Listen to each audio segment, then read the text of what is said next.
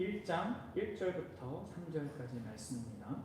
구약성경 요나서 1장 1절부터 3절.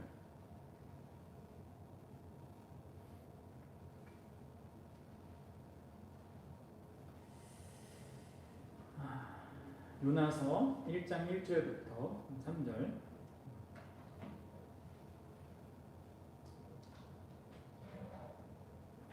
네, 같이 우리 한 목소리로 합독하여서 읽어보도록 합시다. 시작. 여호와의 말씀이 아미떼의 아들 요나에게 임하니라. 이르시되 너는 일어나 저 큰 성을 느니웨로 가서 그것을 향하여 외치라. 그 악독이 내 앞에 상달되었음이라 하시니라. 그러나 요나가 여호와의 얼굴을 피하려고 일어나 다시스로 도망하려 하여 욥바로 내려갔더니 마침 다시스로 가는 배를 만난지라. 여호와의 얼굴을 피하여 그들과 함께 다시스로 가려고 백삭을 주고 배에 올랐더라. 아멘.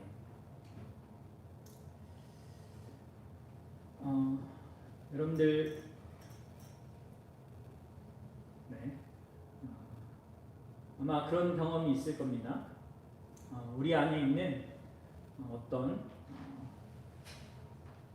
우월의식 또는 미움이라는 그런 감정, 우월의식과 그런 미움이라는 감정에 휩싸여서 우리가 어떤 이성적인 판단을 하지 못하는 그런 경험들을 아마 다 하신 적이 있을 겁니다. 우리가 쉽사리 갖게 되는 거, 남보다 나를 그냥 쉽게 높이고 혹은 다른 사람을 어떠한 이유로든 특별히 뭐 나에게 해를 끼쳐서 그런 경우가 대부분이겠죠.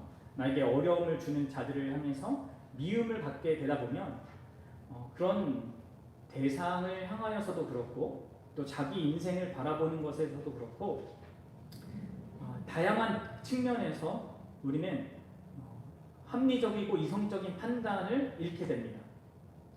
최근에 저도 그런 경험을 조금 했는데 우리 가족 중에 좀 너무 미운 행동을 하는 사람이 있었어요.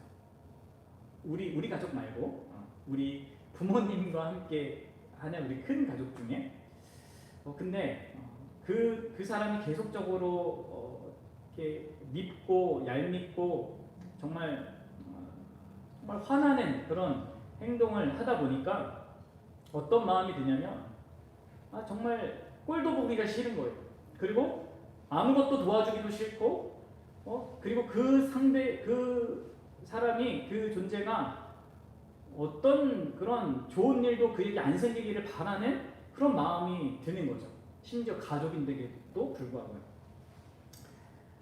그러니까 그런 시간이 조금 길게 이렇게 좀 진행이 된 것 같은데 제가 목사인데도 불구하고 그렇습니다. 이러한 마음, 미워하는 마음, 그 한편에는 그에 대해서 그래도 내가 좀 낫다라는 어떤 그런 마음도 또 있겠죠. 그런 우월의식이. 그러다 보니까 이성적이고 합리적인 판단을 하지 못하는 거예요. 계속. 특별히 이제 신자에게 그게 무슨 의미냐면 이성적이고 합리적인 판단을 못한다는 게 무엇이냐면 그 대상이 가족이잖아요. 다시 말해서 부모님이 같다는 것을 넘어서서 하나님이 가족으로 만나게 해주셨다는 것을 잊어버리는 거예요. 내가 만든 어떤 관계가 아니라 하나님이 만드신 그 관계인데 그리고 그것이 너무나 분명하고 분명한 사실인데 그 중요한 사실을 막 애써 잊어버리고 그냥 내 마음의 판단과 미움과 그런 우월의식으로 그를 대하려고 하는 것이 내 안에 있는 걸 본 거죠. 여러분 오늘 이런 우리들의 그러한 모습을 적나라하게 드러내는 한 인물을 우리는 오늘 본문에서 만납니다. 그것은 바로 선지자 요나입니다. 지금 요나는 하나님의 성소에서 예루살렘의 중심부에 있던 하나님의 성소에서 하나님을 만나고 있습니다. 그래서 1절에 이렇게 얘기하죠. 여호와의 말씀이 아미떼의 아들 요나에게 임하니라 이르시되. 하나님은 하나님을 만날 수 있는 그 영광스러운 성소에서 요나를 가까이 만나서 선지자 요나를 만나서 어떤 한 가지 사실을, 한 가지 미션, 한 가지 그 사명을 주십니다.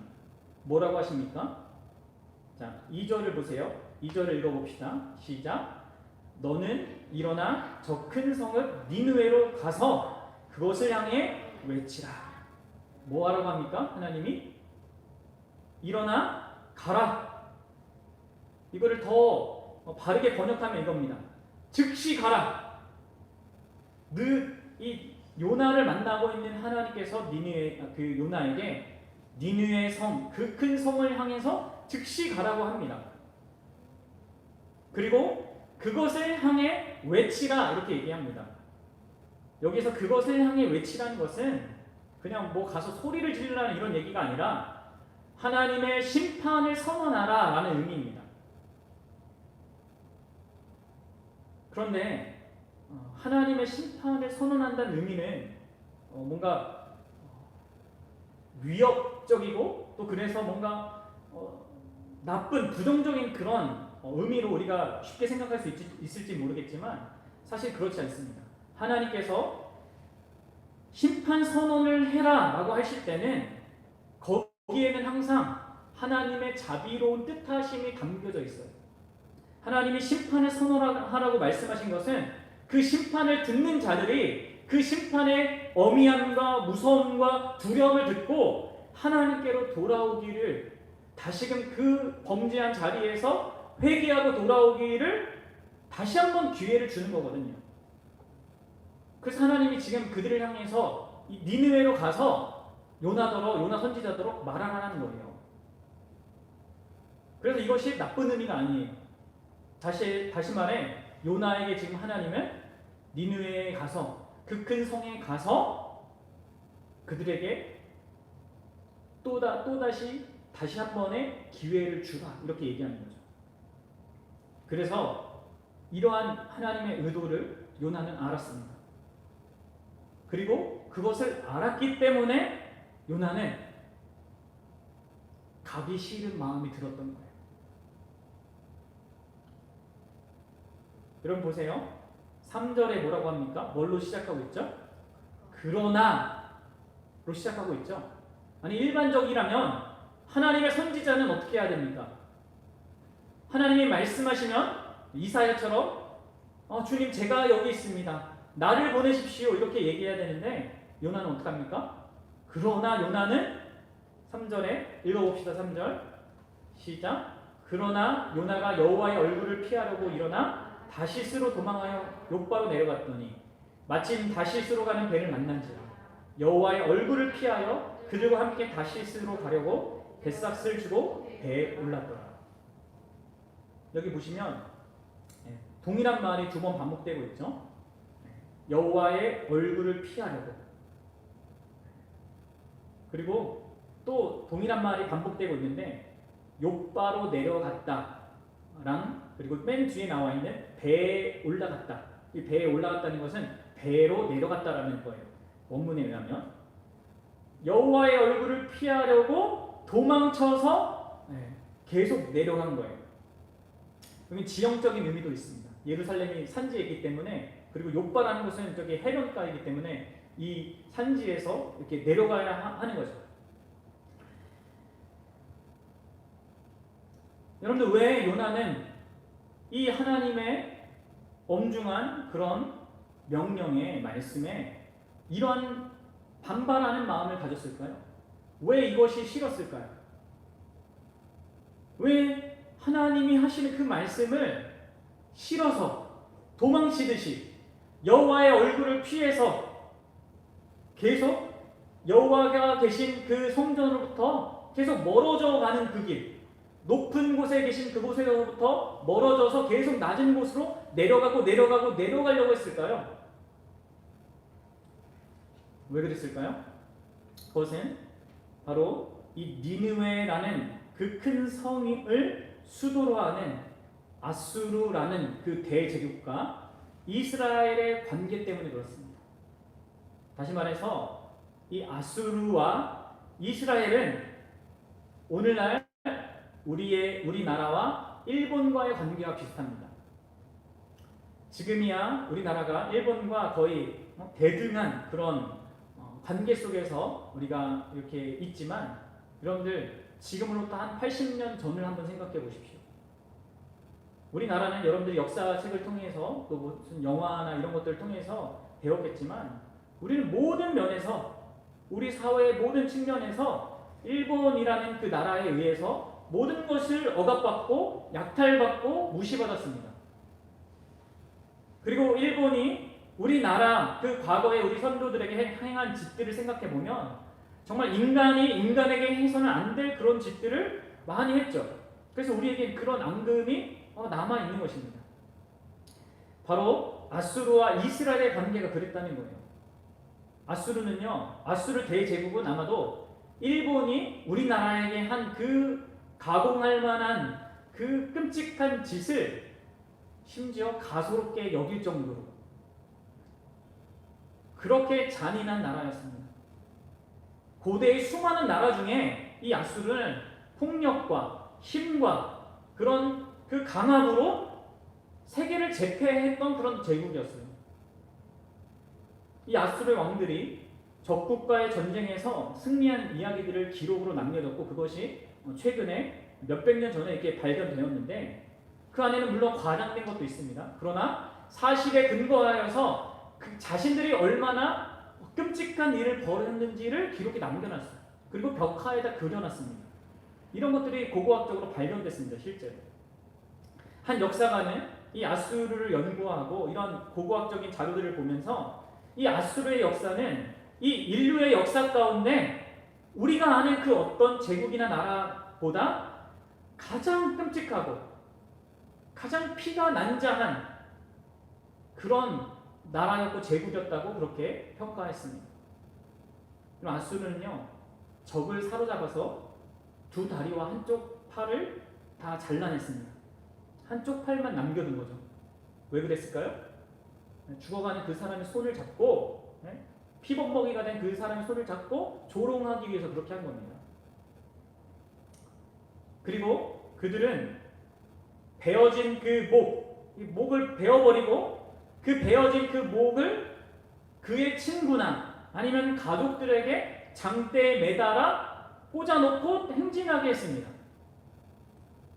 포로들의 혀를 잡아 뺏고 밧줄로 그들의 몸을 묶어서 힘센 동물들을 이용해가지고 사지를 찢었고, 산채로 사람의 가죽을 벗겼고 그 벗긴 가죽을 성벽에 전시했어요. 살아있는 청소년들, 어린이들을 불태웠고, 정말 우리가 생각할 수 없는 그런 잔인한 일들을 했다는 것이죠. 그리고 다행히 이러한 끔찍한 일을 당하지 않고 살아남는다 하더라도 살아남은 자들은 결국 노예가 되었습니다. 그리고 계속해서 사는 내내 잔인하고 폭력적인 그런 대우를 계속 받았죠. 이게 여러분 아수르였습니다. 요나 선지자가 살아있던 그 당시에 아수르 제국은 계속 이스라엘을 위협했고 그들에게 막대한 조공을 부과했습니다. 그리고 심지어 BC 722년, 정확하게 역사는 기록하고 있습니다. 아수르는 결국 이 북왕국, 바로 이 요나의 고향이고 요나가 활동했던 그 이스라엘을 침공해서 역사 속에서 사라지게 만들었어요. 여러분들 생각해 보세요. 정말 끔찍한 대상이고 철천지 원수 중에 원수나 다름없는 나라입니다. 그런데 하나님이 요나를 그 나라로 가라고 하는 거예요. 그 나라에게 심판을 선언하라는 거죠. 무슨 말이에요? 앞서도 얘기했지만 다시 기회를 주라는 거예요. 회개할 수 있는 기회를 주라는 거죠. 그런데 요나는 이것이 말도 안 된다고 생각했습니다. 그럴 수밖에 없죠. 왜요? 그동안 하나님은요, 한 번도 다른 나라에게 그 자신의 선지자를 보낸 적이 없어요. 선지자는 오직 하나님의 백성들을 위해서만 세웠단 말이에요. 하나님이 다른 나라에 가서 외쳐라 한 적이 없단 말이에요. 그렇게 아무도 경험하지 못한 그 일을 요나더러 하라니까 할 수가 없는 거죠. 게다가 그 이방 나라가 다른 나라도 아니고 그냥 조금 친한 이렇게 좋은 관계를 맺고 있는 그런 나라도 아니고 계속해서 압박하고 있는 그런 나라, 계속해서 두려움을 주는 그런 나라에 가서 그런 일을 하라고 하는 거죠. 도저히 받아들일 수 없는 그런 부르심이었습니다. 도저히 받아들일 수 없는 그런 사명이었다는 거죠. 도저히 이해할 수 없는 그런 하나님의 자비였다는 거예요. 그래서 여러분들 요나가 어떻게 합니까? 도망치기로 결정합니다. 하나님 앞에서 벗어나려고, 여호와의 그 면전에서 벗어나려고 내려가고 했단 말이에요. 근데 여러분들 이런 요나의 도망은요, 잘 생각해 보면 그의 안에 있는 그런 미움, 이제 원수에 대한 그 미움, 그리고 그들을 향한 어떤 우월의식, 우리는 하나님을 믿는 민족인데 저들은 하나님도 모르는데 하는 그런 우월의식과 그런 자들이 우리를 괴롭히는데 얼마나 더 믿겠어요. 그런 미움이 그의 판단력을 이렇게 망가뜨린 그런 결과를 보여주는 게 그의 도망입니다. 왜 그렇습니까? 여러분들 2절 말씀 다시 보세요. 지금 하나님이 뭐라고 하고 있습니까? 너는 일어나서 저 큰 성읍 니느웨로 가서 그것을 향해 외치라. 뭐라고요? 그 악독이 내 앞에 상달되었습니다. 여기서 뭘 발견합니까? 지금 하나님은 이스라엘 땅이 아니라, 요나가 지금 있었던 그 이스라엘 땅이 아니라 이스라엘로부터 수천 킬로 떨어져 있는 그 니느웨의 상황을 지금 파악하고 계세요. 하나님은 그냥 이스라엘만 보는 게 아니라 니느웨 그 성에서 벌어지고 있는 그 악독, 그것을 지금 보고 계신단 말이에요. 그러니까 하나님의 존재가 하나님이 분명하게 요나에게 얘기하고 있는 거죠. 내가 지금 전 세계를, 온 세계를 굽어 살피고 있는 그런 나다 라는 것을 드러내고 있는데, 지금 요나는 그 미움과 우월의식에 사로잡혀서 그런 하나님에 대한 참된 이해를 지금 이렇게 판단을 잃어버린 겁니다. 그리고 그는 하나님을 피해서 도망할 수 있다고 생각을 하는 거죠. 말도 안 되는 일을 생각하는 거예요. 그리고 그것을 행동으로 옮긴 거죠.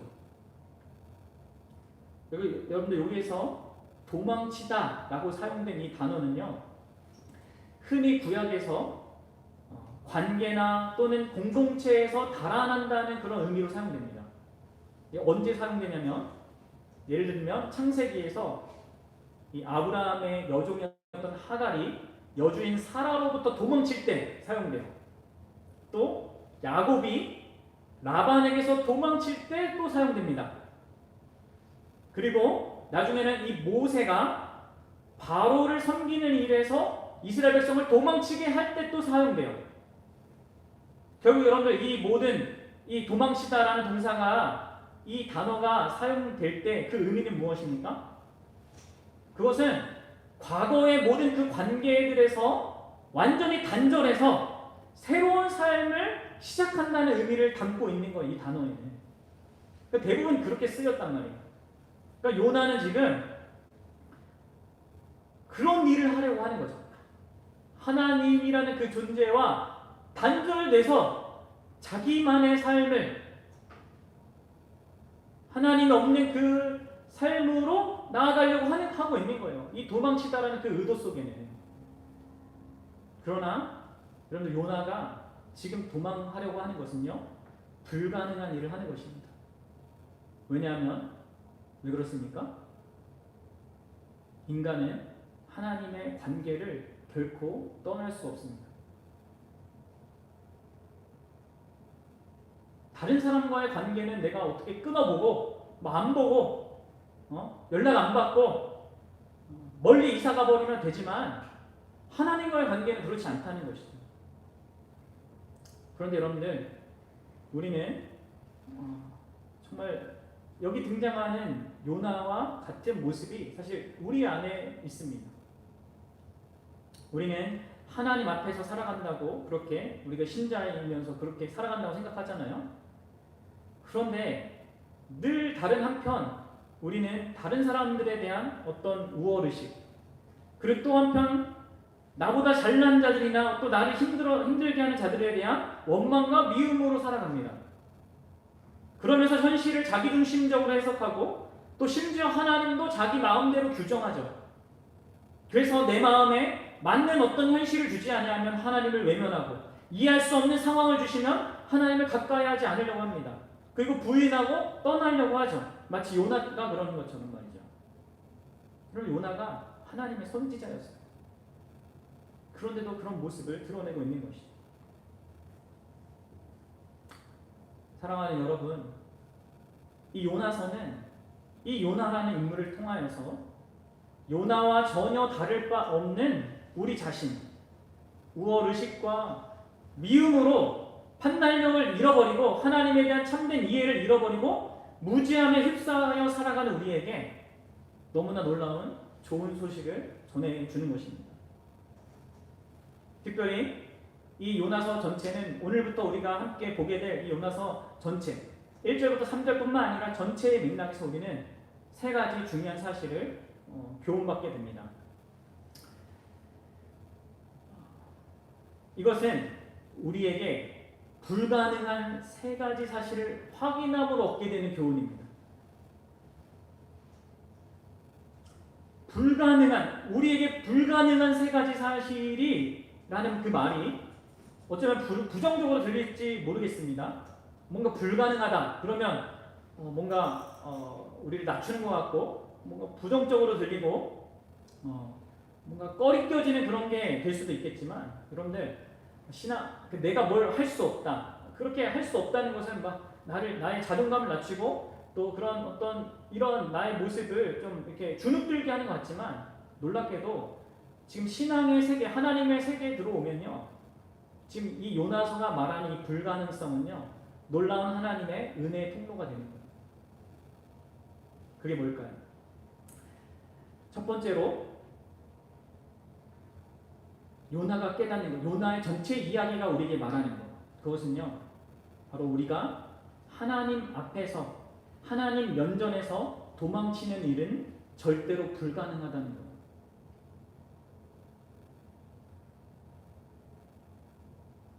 아무리 발버둥 쳐도 우리가 하나님의 백성이고 택한 자녀라면 하나님으로부터 도망치는 것, 하나님 앞에서 하나님의 임재로부터 벗어난 일은 절대로 불가능하다라는 것이, 이 도망치는 요나가 지금 1절부터 3절에서 나오지만 이 전체 이야기 속에서 우리에게 말해주는 겁니다.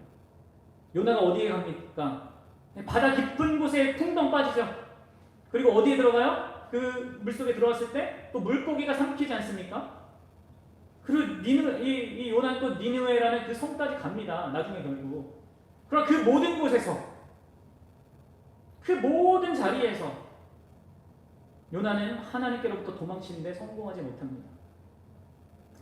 이러한 사실을 시편 기자는 이렇게 얘기했어요. 시편 139장 7절에서 10절인데 제가 읽어주겠습니다. 내가 주의 영을 떠나 어디로 가며 주의 앞에서 어디로 피해야 될까? 내가 하늘에 올라갈지라도 거기 계시며 스울에 내 자리를 펼지라도 거기 계시나이다. 내가 새벽 날개를 치며 바다 끝에 가서 거주할지라도 거기서도 주의 손이 나를 인도하며 주의 오른손이 나를 붙드시리이다. 그리고 요나는 지금 이 시편의 기자가 표현한 그 진리를 지금 부정적인 측면에서 경험하고 있는 거예요. 도망치면서. 아마 이 시인은 좀 더 긍정적인 그런 경험들 속에서 이런 것을 고백하는 것입니다. 아무리 도망가려고 해도요, 하나님의 백성은, 하나님의 택한 자녀는요, 자는 하나님의 그 임재와 하나님 앞에서 벗어날 수 없습니다. 인간의 삶의 모든 영역에서, 이 우주의 모든 영역에서 하나님의 시야에 벗어나는 영역은 전혀 없는 것이죠. 이 사실을 우리에게 알려주는 겁니다. 그리고 두 번째로 우리에게 불가능하다라고 얘기하는 그 사실은 바로 이겁니다. 그것은 바로 하나님께서 주신 사명을 피하는 일은 결코 불가능하다는 거예요. 내가 하나님의 백성이고 내가 하나님의 자녀인 이상 하나님께서 우리에게 맡기신 그 사명, 우리가 마땅히 하나님의 백성으로 해야 될 그 사명을 피하는 일은 절대로 불가능하다는 거예요. 요나는 자신에게 주어진 그 사명을 받아들이고 싶지 않았습니다. 그래서 그는요, 도피 계획을 엄청나게 철저했어요. 여기 이제 이 한글 성경에는 그 배를 발견했다라고 해가지고 뭐 도망치다가 발견한 것으로 보이지만 그런 얘기가 아닙니다. 원어를 보면 배를 찾았다라는 뜻이거든요. 계획하고 준비해서 한 거예요. 상당한 비용을 들였고 상당한 시간을 들여서 계획을 했습니다. 그리고 자기 전체를 담보로 하여 그렇게 한 것이죠. 자기 전부를 걸어서 그렇게 애쓴 거예요. 그러나 그는 결코 자기로부터 주어진 그 사명으로부터 도망칠 수 없었습니다. 폭풍우를 경험하고 바닷속에 빠지고 물고기 뱃속에서 그 어둠컴컴한 곳에서 있는 그 일련의 그 끔찍한 경험들을 다 한 후에 다시 그는 3장에 가면 하나님의 동일한 음성을 듣습니다. 그 음성은 여기 1장 1절부터 1장 2절에서 들렸던 그 음성이에요. 일어나 니느웨로 가라. 여러분들, 이게 신자에게만 있는 복된 소식입니다. 하나님이 명령하신 것을요, 하나님은 행하게 하십니다. 바쁜 일을 억지로 하게 하는 것이 아니라 하나님의 백성으로 하여금 그 백성다운 일, 정말 복된 일을 하라고 하나님이 요구하시는 것이죠. 그럼 지금 하나님이 이 요나에게 시키는 그 일은 하나님이 아브라함에게 약속한 거예요. 뭐요? 땅의 모든 족속이 너로 말미암아 복을 얻을 것이다. 그 일을 지금 이 요나에게 끝까지 이루시는 거죠. 그 족속이 아무리 니느웨처럼 철천지 원수라 할지라도 그들을 위해서 복을 빌어주고 그들을 복주는 인생으로, 마음은 아니더라도 그래도 결국을 복을 주는 그런 인생으로, 그런 멋진 인생으로 만들고자 하는 하나님의 뜻이 여기 있는 것이죠. 하나님의 백성은 결코 자신의 사명으로부터, 하나님께로부터 받은 그 사명으로부터 도망갈 수 없습니다. 그것이 요나서가 우리에게 말해주는 거예요. 마지막으로 이 요나서 전체가 가장 결정적으로 우리에게 확인시켜주는 것, 우리가 불가능한 것이 있다라는 것을 말해주는 그 세 번째 측면은 바로 우리가 하나님의 사랑에서 도망치는 일, 그것이 불가능하다는 것입니다. 하나님의 사랑에서 벗어날 수 있는 자는 아무도 없다는 것, 하나님의 택한 백성입니다. 이렇게 우리와 하여금 자신의 임재 가운데 있게 하시며 결국 사명을 이루는 자로 살게 하신 이유는 뭐겠습니까? 하나님이 자기 백성을 사랑하기 때문인 것이죠. 그리고 이러한 하나님의 사랑은 하늘보다 높고 요나가 빠진 그 바다보다 깊으며 이 온 우주보다 넓은 것이죠. 이 세상의 그 어떤 자리에, 위치에, 또 상황에 처한다 하더라도 그 어떤 것도 하나님의 사랑에서 우리를 끊을 수 있는 것이 없는 것입니다. 어디서나 주의 손이 우리를 인도하고 주의 오른손이 우리를 붙드는 겁니다. 그런데 하나님의 사랑에서 피하는 일이 불가능하다는 사실을 정말 선명하게 드러낸 사람이 바로 사도 바울 아닙니까? 하나님을 대적했고 교회를 핍박하여서 그렇게 하나님께 심판만 받는 게 당연하다고 여겨졌던 그런 인생인데 예수님께서 찾아오시지 않습니까? 그리고 예수님께서는 그를 한없이 사랑하십니다. 일생 동안 사랑으로 그와 함께 하셨습니다. 물론 그렇다고 해서 사도 바울의 삶이 편했던 건 아닙니다. 수많은 환난과 고난과 역경과 죽을 고생과 그런 일들을 많이 경험했어요. 그러나 그는 고백합니다. 로마서 8장 38절 39절에서 뭐요? 죽음도 생명도 천사도 사망 어떤 것도 그리스도 안에 있는 하나님의 사랑에서 끊을 수 없느니라. 이처럼 우월의식 그리고 미움, 그것을 뿜어내는 우리 속에 있는 그 자기중심적인 죄, 그것으로 말미암아 우리는 많은 삶의 순간들 속에서 판단력을 잃어버리고 나름의 계획과 나름의 뜻과 나름의 헛된 그 어떤 헛된 비전, 뭐 헛된 그 소망을 가지고 열심히 나아가는 우리입니다. 그러나 여러분들, 하나님은 결코 우리로 하여금 하나님의 임재로부터, 그리고 하나님의 사명으로부터, 또 하나님의 사랑으로부터 우리를 벗어나게 내버려 두지 않습니다. 그것이 성경이 말하는 우리 하나님이십니다. 여러분, 그렇다면 마지막으로 정말 어떻게 이러한 요나 같은 자, 그리고 요나와 별반 다를 바 없는 우리 같은 존재가 하나님께 이런 대우를 받는 그런 대상이 되었을까요? 우리에게 어떤 이유가 있을까요? 우리에게는 없습니다. 우리가 하나님에게 그러한 대상이 된 유일한 이유는요, 하나님 자신에게 있습니다. 하나님의 사랑이 그 이유입니다. 그리고 그 하나님의 사랑을 실질적으로 우리에게 보여주시고, 그리고 이루어주신 예수 그리스도 그분 때문입니다. 사랑하는 여러분, 이 요나서는 우리에게 궁극적으로 요나보다 더 큰 선지자, 예수님이 그렇게 말씀하셨거든요. 나는 요나보다 더 큰 선지자다, 더 큰 진짜 요나다, 이렇게 말씀하셨거든요. 이렇게 정말 미움과 이 자기 우월감 속에서 하나님 되심을, 하나님에 대한 이해를 정말 왜곡하고 잘못된 판단과 결정을 한 이 요나와는 달리, 우리 예수님은, 진정한 요나이신 예수님은 어떻게 하셨습니까? 죄인을 위하여서 하나님 성부한 아버지께서 가라고 하실 때 예수 그리스도께서는 즉시 가기로 결정하셨죠. 그리고 그 어느 누구라도 할 수 없는 그 일, 어떤 의미에서는 해서도 안 되는 그 일, 죄인을 위하여서 그들을 대신하여 죽음으로 말미암아 그 자격 없는 자들을 구원하라는 그 하나님의 그 명령, 그 사명을 예수 그리스도께서는 자기의 것으로 받아들이시고 하나님께 즉시 순종하여서 죄악된 이 땅, 죄악의 악독이 가득한 큰 나라인 이 세상에 우리를 찾아오신 것이죠.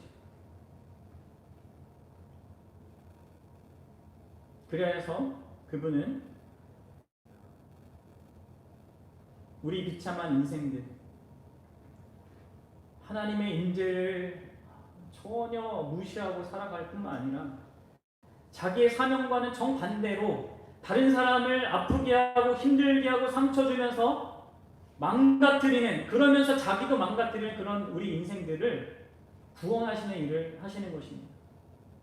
자신의 전 삶을 통해서, 그리고 무엇보다도 십자가에 자기 자신을 주심으로 말미암아 그런 우리가 다시금 하나님의 임재가 진짜 있구나, 내 인생 가운데는 하나님의 함께하심이 있구나, 예수님이 입만 의뢰로 이렇게 우리에게 오신 것이죠. 우리와 하나님은 함께하시다는 사실을 그 어떤 선지자보다 더 확실하게 보여주심으로 말미암아 하나님의 임재 가운데 살게 하시고, 그런 우리에게 정말로 이제 그 하나님의 뜻을 알아서 하나님이 주시고자 했던, 인간에게 주시고 했던 그 사명, 하나님이 우리를 사랑하듯이 우리도 다른 사람을 사랑할 수 있게끔 나로 말미암아 모든 사람이 복을 받는 그런 인생으로 우리를 세우시는 일을 예수님이 하시는 것입니다.